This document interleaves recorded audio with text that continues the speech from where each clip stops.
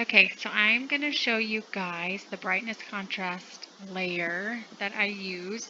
Stephanie actually taught it to me, but now I'm obsessed with it. So all you do is come down here and open up brightness contrast.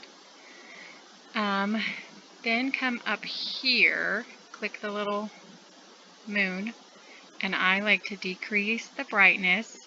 Now you're paying attention to the background here. So I like it, the background to be a little bit darker than my subject so that they stand out.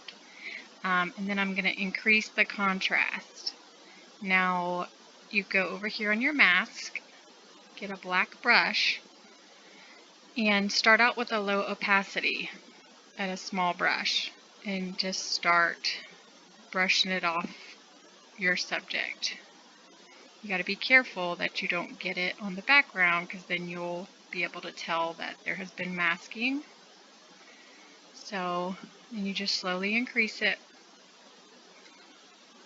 and continue on until you have your subject at the correct brightness that you want. And I want it all the way off of her face, so I'm going to take it all the way off on her face and her skin. And then just the little highlighted areas, kind of makes them pop out there. But here you go. See how she now pops more? I then would probably come and do some sun rays here, just to show the direction of light here, like that.